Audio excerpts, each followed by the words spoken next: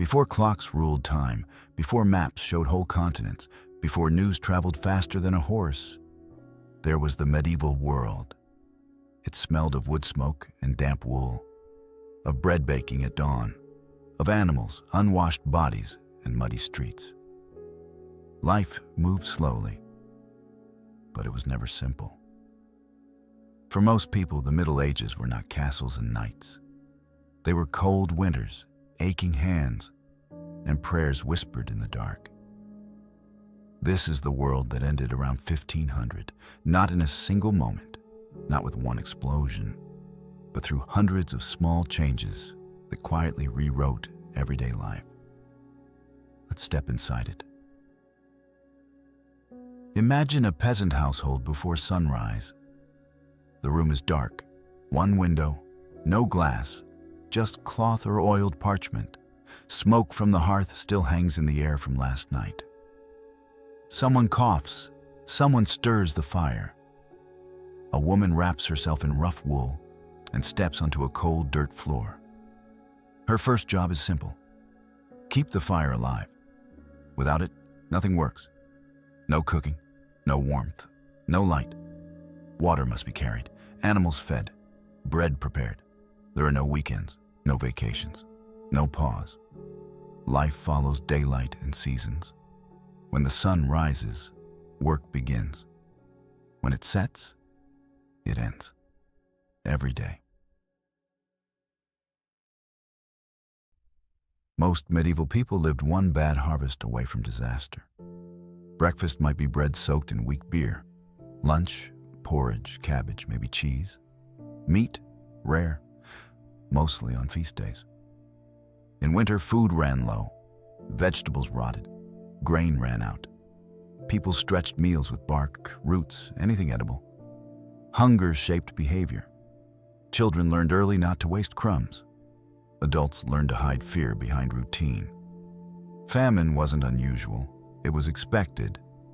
When crops failed, people didn't ask if they would suffer, only how much. Medieval towns were loud, crowded, and filthy. Waste ran through open gutters. Animals wandered freely. Rats nested in walls. Water often came from polluted wells. People bathed rarely, not because they were lazy, but because heating water took hours and firewood was expensive. In this environment, sickness spread fast. A small cut could kill, a fever could wipe out a family. Then came the Black Death. In the 1300s, it killed perhaps 1/3 of Europe. Survivors watched neighbors collapse in the streets. Priests died faster than they could replace them.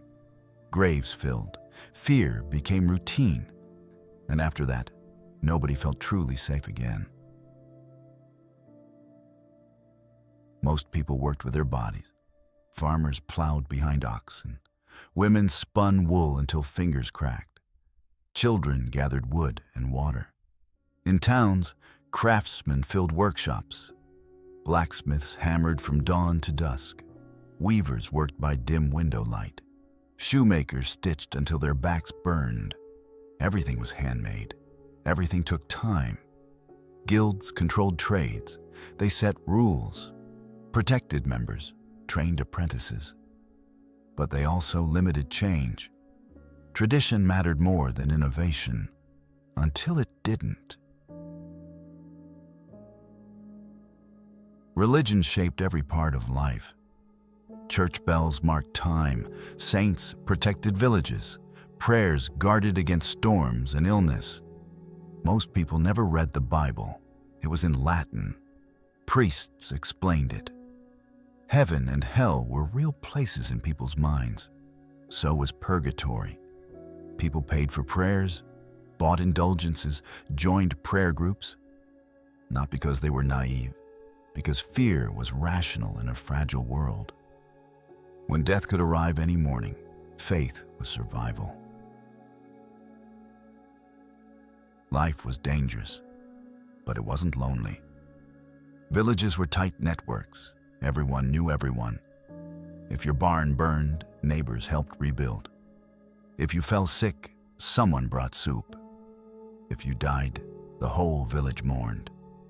People shared tools, stories, songs. Evenings meant sitting by firelight, talking, repairing clothes, telling legends. Community was protection. Isolation was deadly. By the late 1400s, something felt different. Not suddenly, gradually. Farm wages rose after the plague reduced population. Some peasants bought land.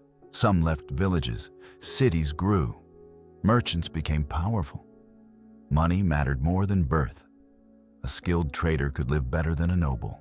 That was new, very new. Before 1450, books were rare. They were copied by hand, expensive, slow. Then came the printing press. Suddenly, words multiplied. Pamphlets, sermons, poems, criticism. Ideas traveled faster than ever. People began reading in their own languages, not just Latin.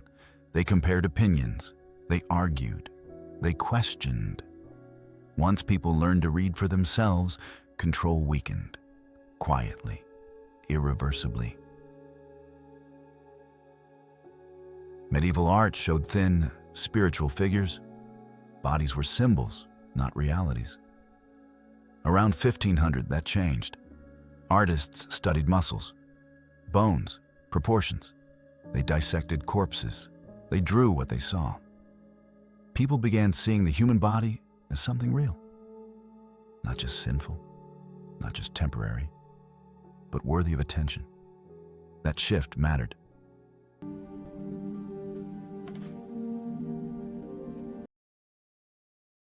For centuries, knights ruled warfare. Armor, horses, swords. They were expensive, elite. Then gunpowder changed everything. Cannons shattered castle walls. Muskets pierced armor. Massed infantry replaced noble cavalry. Battles became louder, deadlier, less personal. A farmer with a gun could kill a knight. Status no longer guaranteed survival. Power shifted.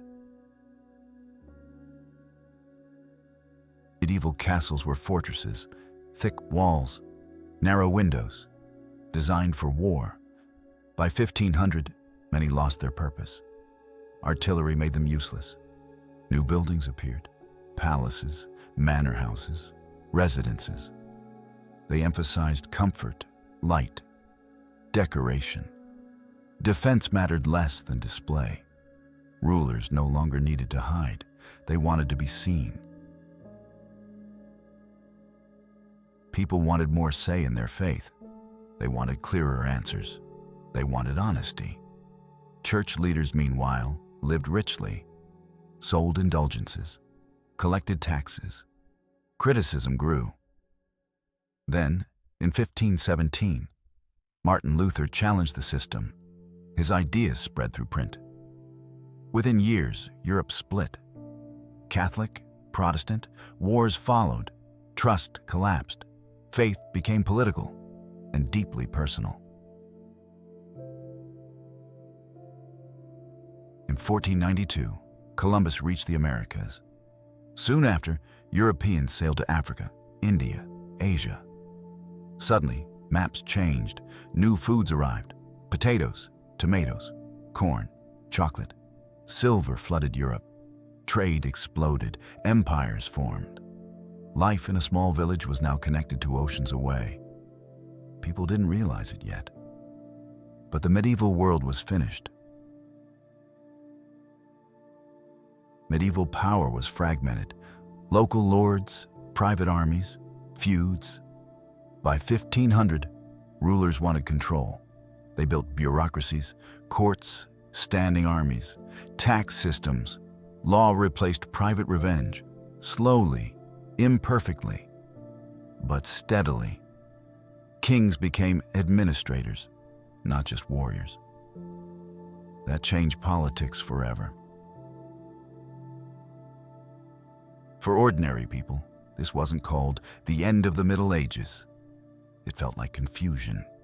Prices changed, jobs shifted, Religious rules changed, wars became larger. Old customs faded, young people left villages, strangers appeared. Books challenged priests, weapons changed battles. Nothing seemed stable.